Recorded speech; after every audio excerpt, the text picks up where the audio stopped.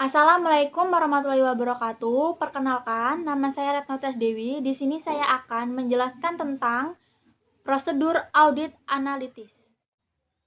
Proses audit ini akan dilakukan untuk menyetarakan derajat kewajaran aktivitas ekonomi suatu entitas tersebut, apakah sesuai dengan yang telah ditetapkan dan melaporkan hasilnya kepada para pihak yang berkepentingan. Perencanaan audit adalah total lamanya waktu yang dibutuhkan oleh auditor yang melakukan perencanaan audit awal sampai dengan pengembangan perencanaan audit dan program audit. Variabel ini diukur dengan menggunakan jam perencanaan audit.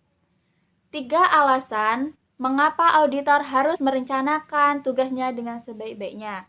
Yang pertama, bukti kompeten yang cukup dalam situasi saat itu. Tentu biaya audit. Yang ketiga, untuk menghindari salah pengertian dengan klien. Perencanaan audit sebelum melaksanakan pekerjaan. Terlebih dahulu, auditor internal harus menyusun rencana audit secara sistematis.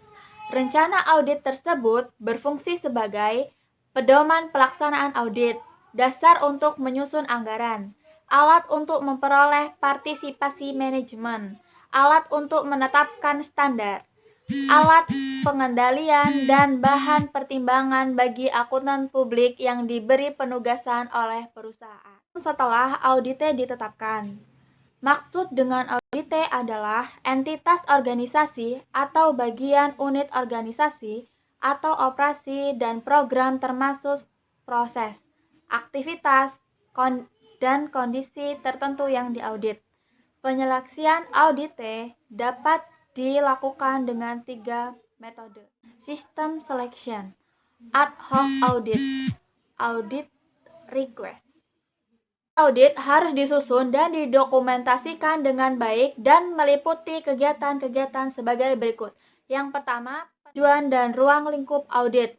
Secara umum, tujuan dan fungsi audit internal adalah untuk membantu manajemen dalam mencapai akuntabilitasnya dan memberikan alternatif pengendalian manajemen. Secara individual, tujuan audit internal dapat diklasifikasikan berdasarkan 3 kategori aktivitas audit. File audit. Review ini dilakukan dengan cara mempelajari kembali laporan-laporan dan informasi dari file audit yang telah dilakukan sebelumnya.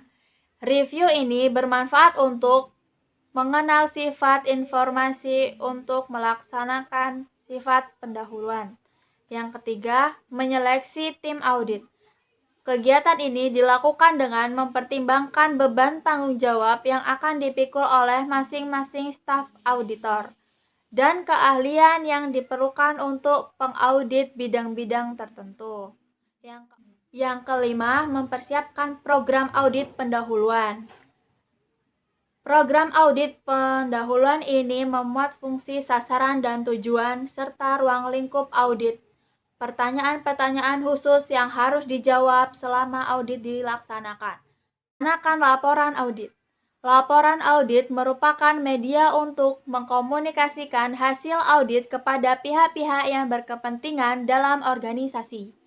Konsekuensinya, auditor harus mulai berpikir mengenai bagaimana laporan akan disusun, kapan akan diberikan atau dikirimkan, dan siapa yang akan menerima laporan tersebut. Tujuannya adalah untuk mengantisipasi detail yang akan disajikan dalam laporan dan untuk mengembangkan beberapa parameter dasar. Persetujuan atas program audit dan kepala bagian audit internal. Hal ini dilakukan untuk membantu memastikan bahwa prosedur kerja mendukung sasaran dan ruang lingkup audit. Langkah-langkah audit.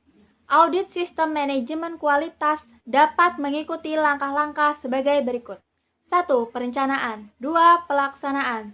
3. Memahami hasil audit. 4. Tindakan perbaikan.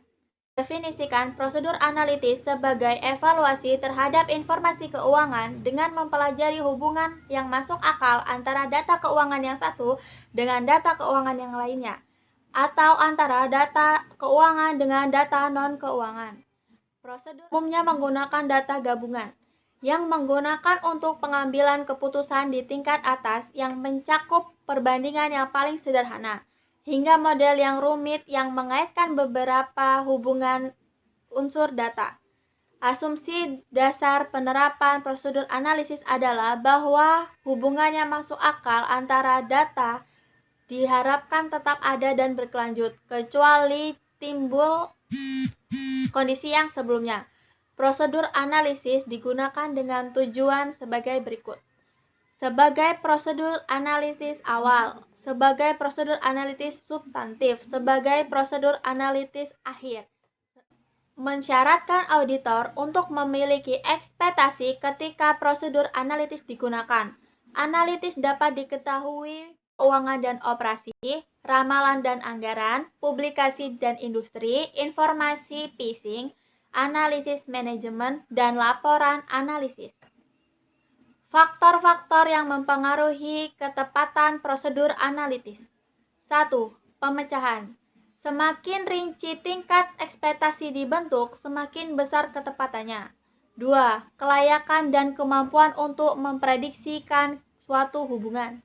Pertimbangan utama kelayakan suatu hubungan adalah apakah hubungan yang digunakan untuk menguji asersi adalah layak. Data kemampuan untuk mengembangkan ekspektasi yang tepat dipengaruhi oleh keandalan data yang tersedia. Keandalan data untuk mengembangkan ekspektasi tergantung pada 3 faktor mengenai kompetensi audit, tendensi sumber audit, efektivitas pengendalian internal, dan pengetahuan langsung auditor. 4. Auditor membandingkan data dengan data industri, data periode sebelumnya yang serupa, hasil yang diharapkan dan ditentukan klien, hasil yang diharapkan yang ditentukan auditor, hasil yang diharapkan dengan menggunakan data non-keuangan. Sekian penjelasan dari saya. Jika ada kurang lebihnya saya mohon maaf. Saya akhiri. Wassalamualaikum warahmatullahi wabarakatuh.